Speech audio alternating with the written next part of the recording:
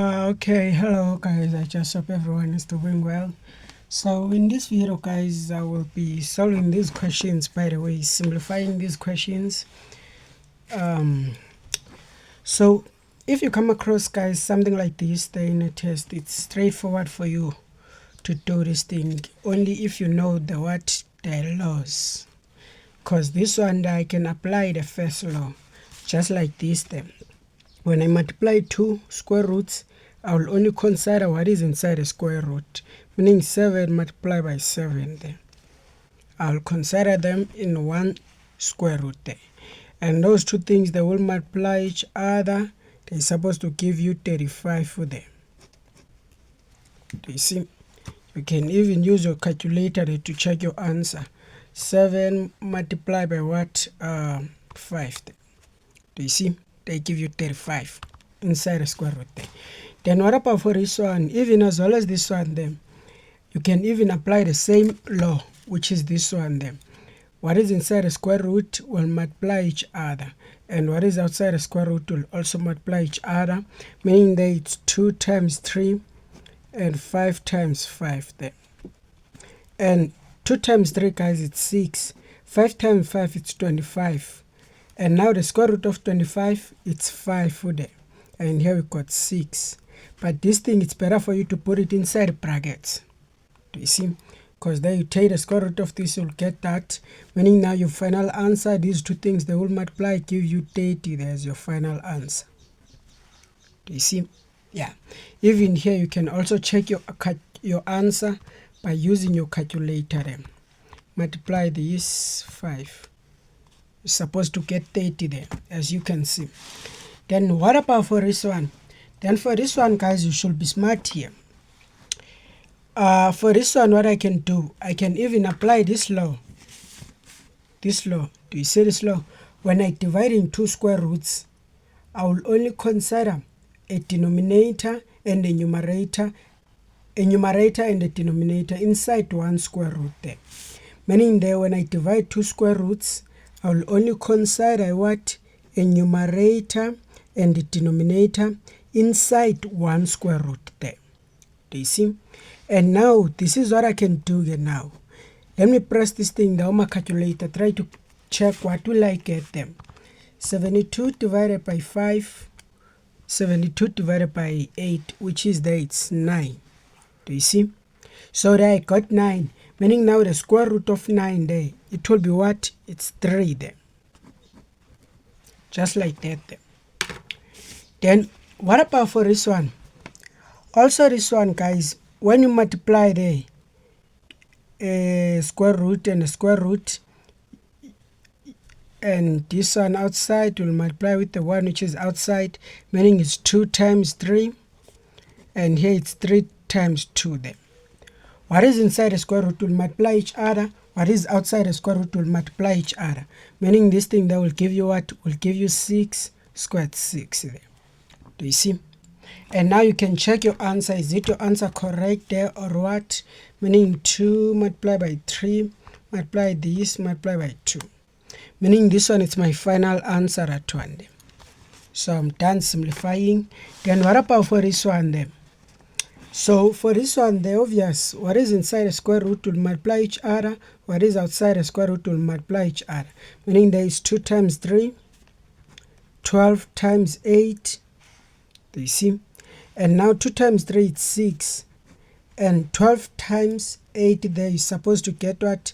96, if I'm not lying there. Yeah, I think so. This multiply that.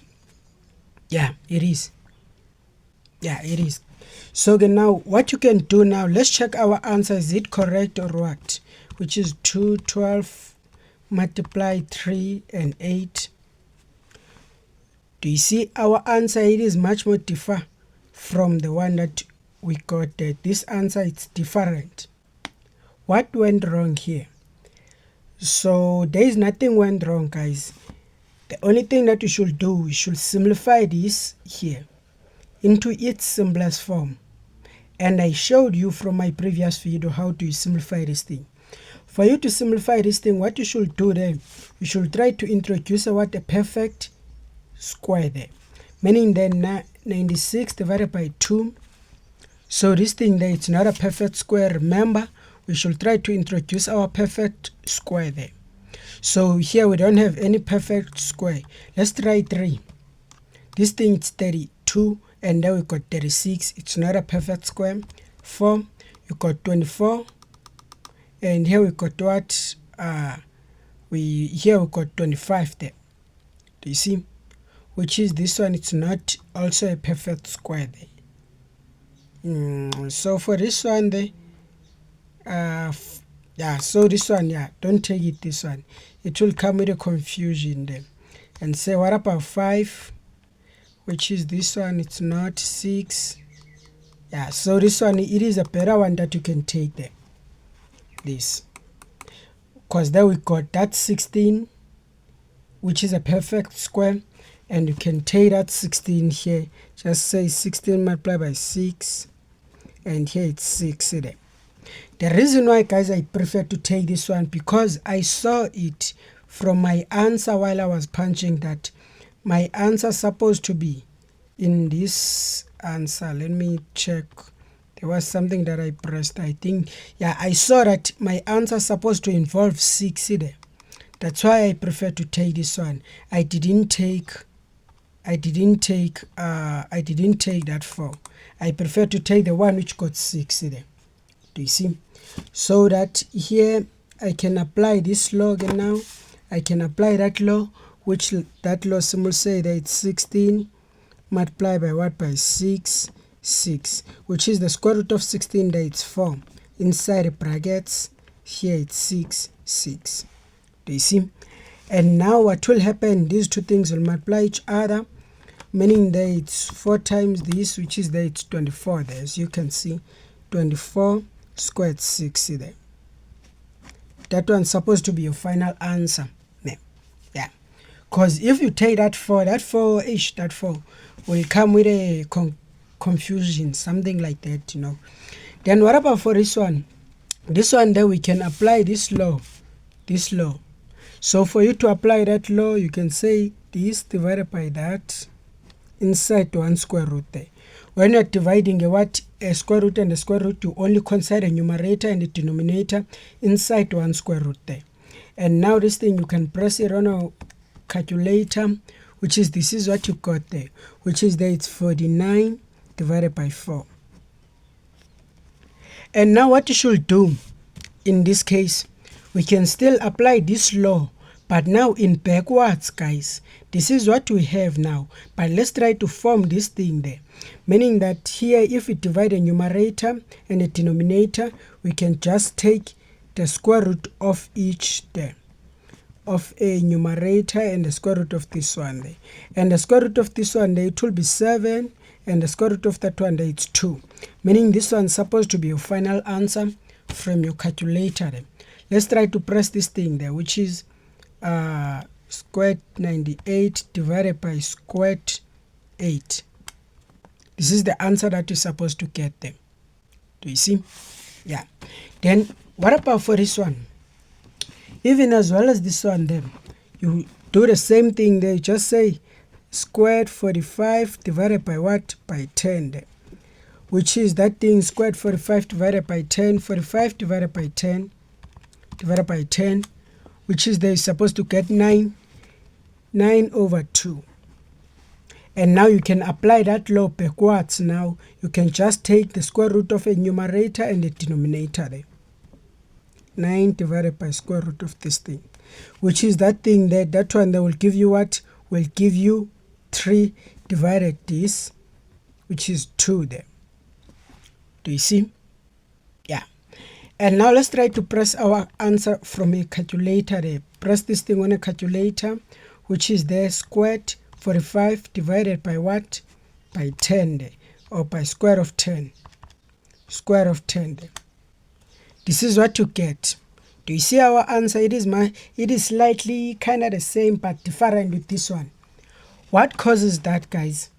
So let me tell you something which is new for you. What causes this thing to have a different answer? These two answers, guys, are still one and the same. But in maths, you got what you call rationalizing a denominator. You rationalize a denominator. If your denominator it got a square root, guys. In a fraction, we should not allow our answers as a denominator to have a square root. For you to remove that square root, we rationalize, meaning that this, you write the way it is, squared 2. So now what I will do, I will multiply with this thing there. From my denominator and my numerator, I will multiply both sides there by squared 2, take the squared 2 there. Do you see? And now when I multiply with the squared 2 here both sides, this is what will happen. Here I will have this as the answer, but here I will multiply both of those two things like 2 times 2 according to the first law of sets there. According to the first law of sets, these two, they will multiply each other, meaning those two things, they will give me 4 divided by 3 squared 2. Do you see? So my final answer there now will become, oh sorry guys, so here I got a square root, there's my denominator, I still got a square root there. So meaning now my final answer is supposed to be what? To be 3 squared 2 divided by 2. That is how you get this answer, guys. You rationalize the denominator. You don't leave your answer, your denominator, you don't leave it in squared form. Do you see? Yeah, it should be like this there. Then what about for this one? How do you solve this one then? So for this one, guys, when you multiply